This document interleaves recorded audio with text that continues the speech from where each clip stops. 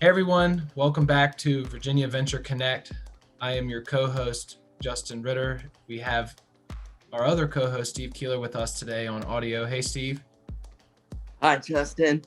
How are you? Good, good. Today Great. is February 18th, and for archival purposes, today is a snow day for much of the Commonwealth. So I'm here at home today. So if you hear some noise from my wife or my two daughters, my apologies in advance.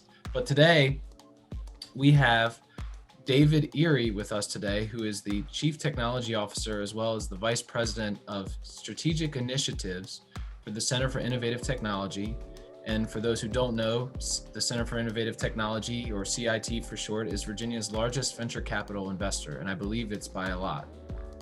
And just to give a little background of David, and David, thanks for joining us today, even though it's virtual. In his role as CTO, David has over 40 years of industry experience as a direct innovator in the fields of satellite and terrestrial communication, computing, and information science. He's been a principal in 7 startup companies in industries ranging from nuclear power to digital broadcast to analytic software for the intelligence community. David has used this CTO position for CIT as a platform to help build 4 breakthrough enterprise scale innovation organizations. In David's role as VP of Strategic Initiatives, which is a new role, generally speaking, it is to provide leadership throughout the Commonwealth for strategic initiatives that explore and shape programs designed to attract and grow innovation within Virginia. And in particular, some examples include from the enabling legislation for this strategic initiatives quasi-division, if you will. It includes seeking or supporting others and seeking federal grants, contracts, or funding sources that advance the exploration functions of CIT's public purpose, soon to be named VIPA. Number 2, assuming responsibility for forward-looking technology assessment and market vision around strategic initiatives and partnerships with federal and local governments. 3, taking a leading role in defining, promoting, and implementing forward-looking technology market and industry development policies and processes that advance innovation and entrepreneurial activity and the assimilation of technology. 4, contracting with federal and private entities to further innovation, commercialization, and entrepreneurship in the Commonwealth. And 5, last, conducting limited-scale commercialization pilot projects based on identified strategic initiatives to promote the industry or commercial development of specific technologies or interests. And I understand from David, preparing for this video, that there are currently 3 major strategic initiatives that CIT is advancing. One is the Virginia Unmanned Systems Center at CIT. 2 is the Smart Communities Project, and 3 is the Virginia Smart Community Test Bed. And David, I know that that's a long-winded intro, but you're a man that wears many hats and has many accomplishments. I, for one, am grateful that you're here today. Thank you for joining us. Yeah, thanks. Glad to be here. Actually, there's a 4th one on that list of current pilots, which is a federal contract with the Science and Technology Group at the Department of Homeland Security around public safety. So happy to talk about any or all of those. Very cool. So, and I don't know how well I described your role as CTO, but perhaps if there's anything that I missed in your role as CTO for the viewers to help them understand what you do for CIT in your role as CTO, could you please elaborate? Sure. So, I think that generally it's this forward-looking technology and technology policy. I like to describe it as figuring out what's going to be important economically for the Commonwealth over the next 3 to 5 years, and then going and doing that. And so that's predominantly the strategic initiatives activity now. I think has been, this current fiscal year has been formalized in the VIPA legislation. So that's, a continuation of the work that we've been doing. I will also, additionally, I happen to provide oversight over our IT infrastructure for CIT and some other sort of executive administrative kinds of functions like that. And for those who don't know, what does VIPA stand for and what does it relate to CIT? Sure. So VIPA is the Virginia Innovation Partnership Authority. So that was, it's a new legal authority that was established by the legislature last year in the regular session. So it became effective July 1st, this past July 1st. That's the legal authority. CIT, the Center for Innovative Technology, is a not-for-profit organization that acts as the executive agent for the VIPA authority. So they're quite interrelated, but two separate and distinct entities. That's correct, yes. Okay, thank you. So perhaps switching to your hat as VP of Strategic Initiatives, is there anything you'd like to add from my intro? I think the summary from the legislation actually is right on target. I mean, that's clearly what guides the activities that we're involved with. Okay, well, great. I'd love for you to tell us a little more about the three initiatives that I mentioned, and then the fourth one that you added. Could you start maybe, and this will be news to me too, for some of them. Could you tell us about what the Virginia Unmanned Systems Center is all about? Sure. So that's actually been around for several years now. It's sort of a nexus where we can bring together both the industry and support industry growth of the UAV industry in Virginia, as well as the user community, so state agencies, public service, law enforcement, those kinds of people, and to work on how we move that industry forward. Virginia's been ranked #1 in the country for 2 years in a row for the UAV industry. We've been a leader, I think, even for much longer than that through the work of NASA or some of the private companies. So Virginia's been a leader in this space for a very long time. One of the highlights, for example, Virginia Tech operates Mid-Atlantic Aviation Partnership, so they're involved in technology support to the FAA, the Federal Aviation Administration, around policies for using drones in practice. And for those who don't know, could you define UAV for us? Sure. So we look at it pretty broadly, autonomous systems.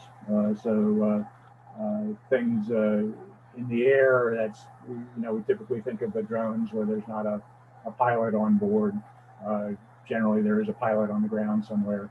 But I think it's also, in the way we think about it, it includes also ground-based vehicles. For example, the Mosaic District in Fairfax has an autonomous shuttle. So we're looking at policy issues associated with that. Discussions with the Port of Virginia and others about maritime and underwater autonomous vehicles as well. Very interesting. Just as a quick aside to that, are there any regional ecosystems within Virginia in particular that you think are making great headway in the UAV industry? So I think it's the industry is really taking off over the last 2 years. I think we're now well along the process, going from experimental and demonstration, pilot project kinds of things to routine operational commercial use for package delivery, starting to look at things like infrastructure inspection, or can we use drones to respond to public safety incidents, those kind of things. Many of the law enforcement departments all over the Commonwealth are routinely using UAVs in their operations. So yeah, I mean, a lot of things are going on. Yeah, didn't know much of that. That's really interesting. Could we move to, could you tell us about the Smart Communities Initiative? What is that? Right. So I think again, that's been several years in the making. In 2018, Virginia was recognized as the first smart state by the Smart Communities, Smart Cities Council. We call it smart communities as opposed to smart cities, since we really want to make sure that the set of technologies and the economic growth that it supports are available to everybody in Virginia. So it's not just high density urban areas, it's rural areas, and the many sort of mid-sized communities that Virginia has. I think in simple terms, it's really, can we use uh, data and new sources of data more effectively to improve government services, improve the livability of communities, and the economic opportunities that result from that. A lot of the technologies involved include things like IoT devices. We've heard a lot about 5G communications, those kinds of things. So those are all aspects of that. Right. Interesting. Third one, Virginia Smart Community Testbed. Could you tell us a bit about that? Sure, and so one implementation of the larger kind of smart communities focus, we have a specific test facility that's we've had a soft launch, hopefully a formal ribbon cutting in May. That's based in Stafford County at the right around the location where their current government center is. Um, Part of the reason that that's an exciting location is they are just this year breaking ground on a new downtown Stafford, a new town center, and we've been working with them for a couple of years. What does it mean for that to be smart, quote unquote? And so, what are the technologies? What do you have to do all the way from pulling fiber through conduit to the various types of sensors, the services that result from that, and so the ability to demonstrate a technology in kind of a test setting and then immediately take those successful technologies into a real world development is fairly unique. So we're excited to have that opportunity.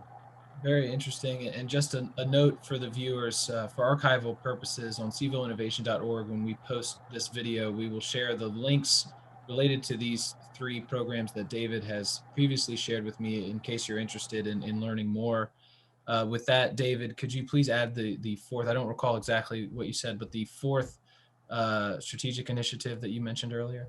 Sure, and so that's been a long-running program with the Department of Homeland Security. It's in the Science and Technology Directorate of DHS, and it's really focused around public safety and sensors and platforms that can support public safety.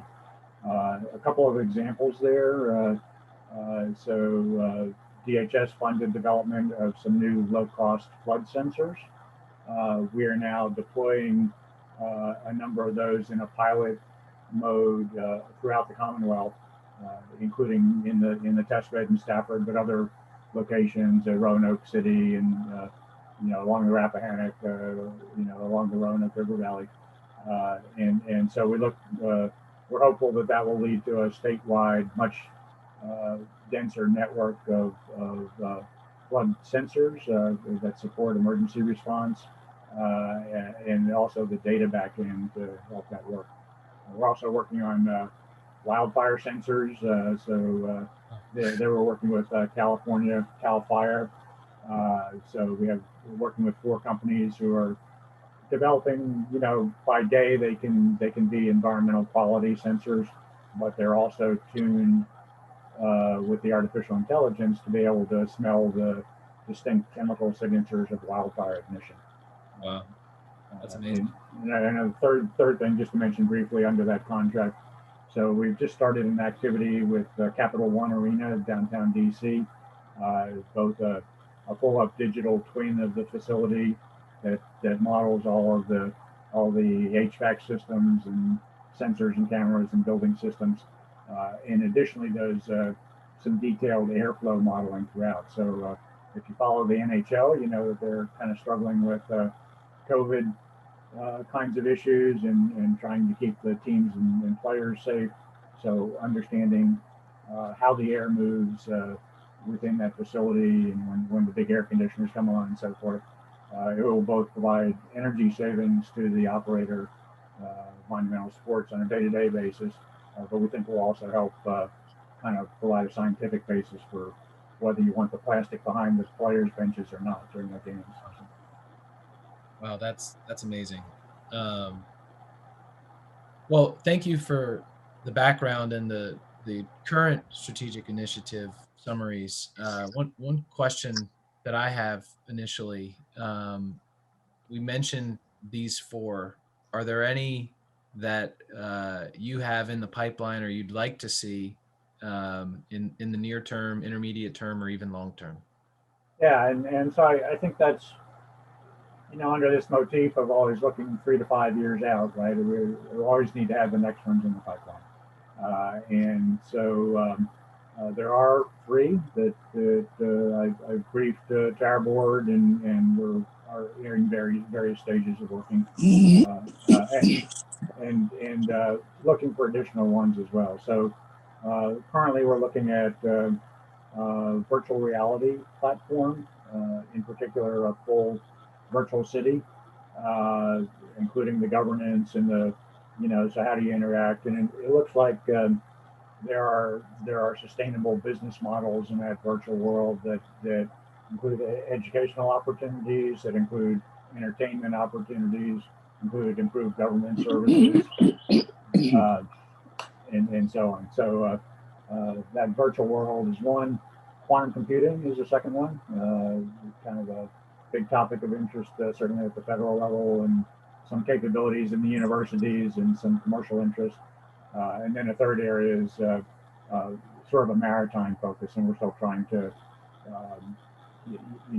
get a better definition of what we want to do in conjunction with the Port of Virginia or in conjunction with NASA Langley and the huge number of assets and capabilities in the Tidewater region.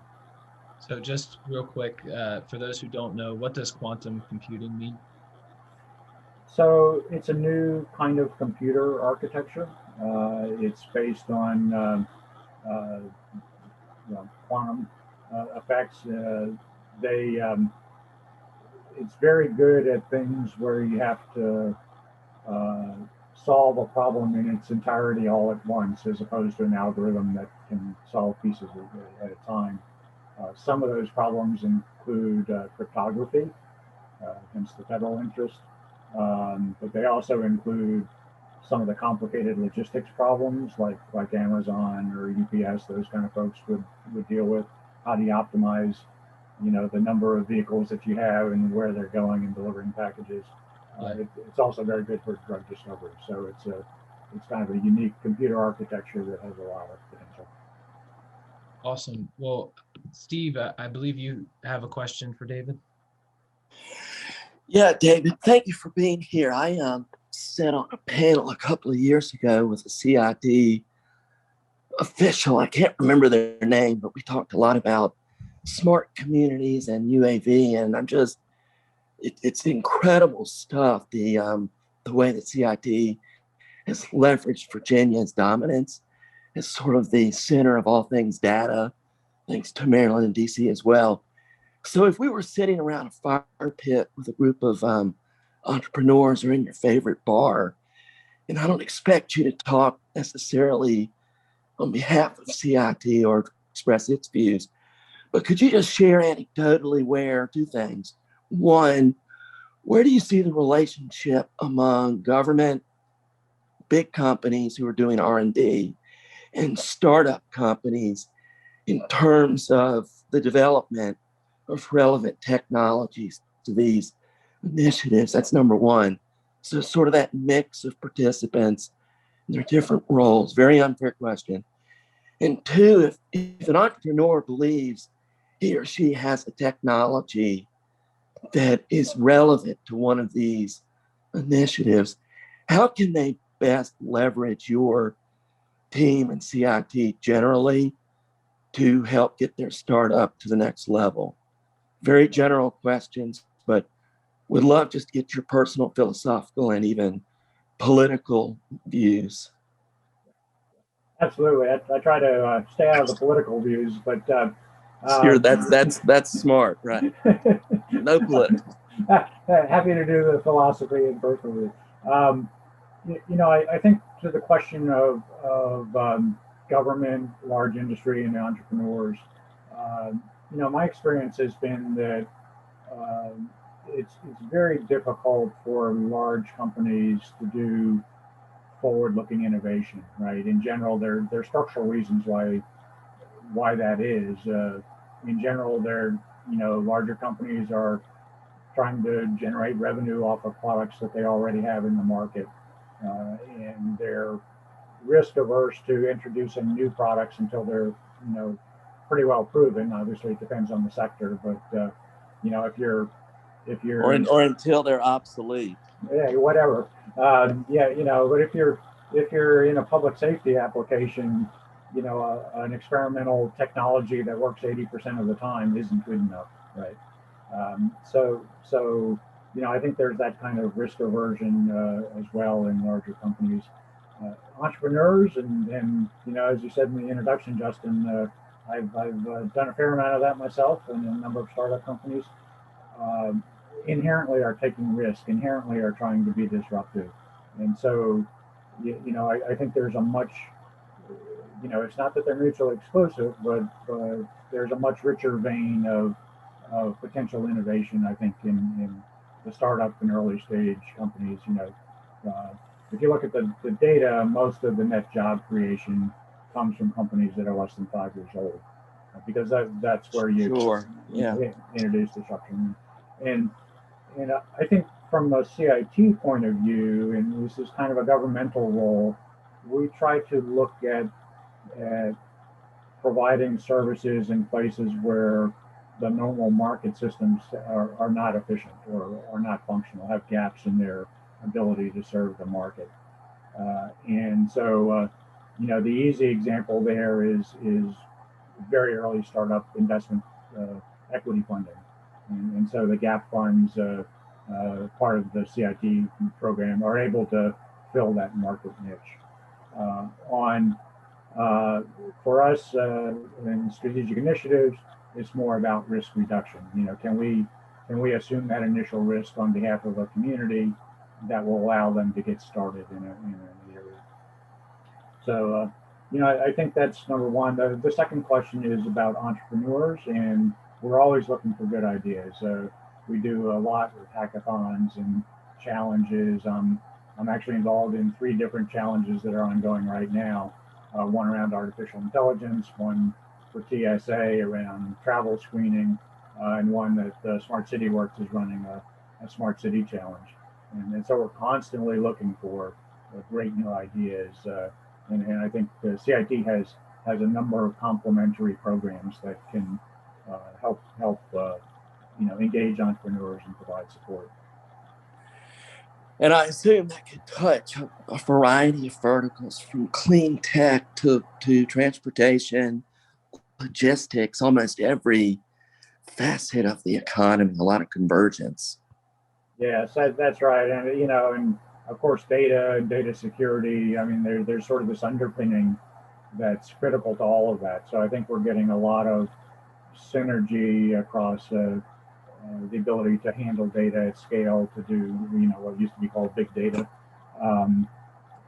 We work very closely with Carlos Rivera, who's the Chief Data Officer of the Commonwealth, about mechanisms to do better data sharing, at a governance level and at a technical level, and how do we get some of these data from the various sensors that I've spoken about, like the flood sensors, not just available to the local community for action, but also available to Department of Emergency Management at the state level to coordinate larger scale responses. So a lot of synergies across many of those areas that you mentioned. Awesome. David, thank you for sharing your background, your knowledge, your wisdom today. This was great. I learned so much, and I hope everyone out there watching this video did as well. Steve, as always, thanks for being our co-host today. And until next time, thank you for joining Virginia Venture Connect. Thank you, David. Thank you. Good to see you. Thank you, David. Happy to answer any follow-ups from people too. So.